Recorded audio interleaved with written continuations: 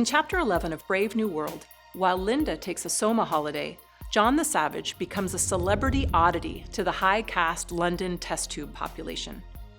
Along with Bernard, he's invited to tour facilities that show him the world state's culture. He observes the Gamma, Delta, and Epsilon clones, but the sight of a factory full of identical people makes him vomit. Next, they drop by Eton, a prestigious prep school for alpha and beta kids. But in a geography class, he's upset by a video that focuses on the Indian custom of repenting sins through self-flagellation. John's later told that the students read only reference books approved by the world state. No poetry, no Shakespeare.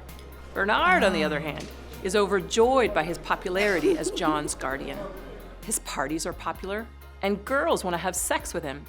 He writes a report to the controller that offends both Helmholtz and Mond. That evening, John goes to a feelie with Lenina, which he compares negatively to Othello. He detests the movie's sensory effects.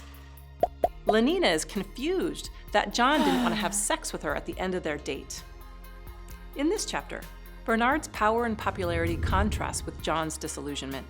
The eternal chemical conditioning of soma, 4D aromatherapy pornography of feelies, and racialized sexual fantasies all add to John's disappointment with this brave new world.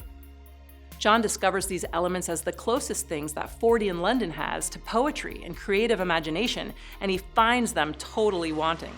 The erotic sexuality of the feelies shocks him. They're decidedly unromantic, unpoetic.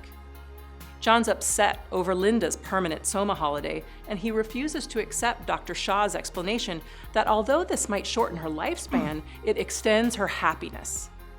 The people's rejection of Linda and her use of soma is an example Huxley offers to suggest that people often prefer to avoid the darker, more painful side of life, no matter their culture.